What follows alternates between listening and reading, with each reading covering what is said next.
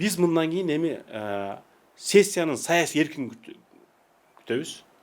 Генералдык прокуратуранын саясий эркин күтөбүз. Анан профессионал иликтөөчүлөрдү күтөбүз. Алар 1 жылбы 2 жылбы бул иштин аягына чыгыш керек.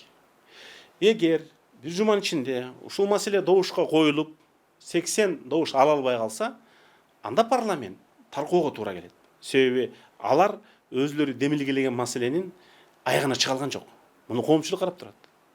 Же болбосо ушул маселенин негизинде экс-президент жоопко тартылыш керек. Биздин комиссиянын негизги милдети ошол атайын катта айтылган 9 маселенин 3-өсүн алып салдык. Себеби экөө ал премьер-министр кезинде болгон факт экен, бирөө ал президенттиктен кеткенден кийинки.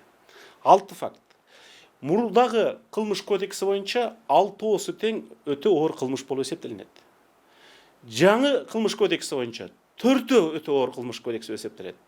Бирөөнү биз талашып тартышып, муну генералдык прокуратура баа берсин дедик. Ал жер маселеси. Жер маселеси бул кызмат абалын кыянаттык менен пайдалануу деп эсептелет. Бирок ал жерде 3 жер маселеси болгондугуна байланыштуу мүмкүн биргелешип бул коррупциялык схема деп баа бериши мүмкүн. Муну укук коргоо органдары аныктайт. Бирок саясий жагынан биз көзүбүз жетти жана ишендик.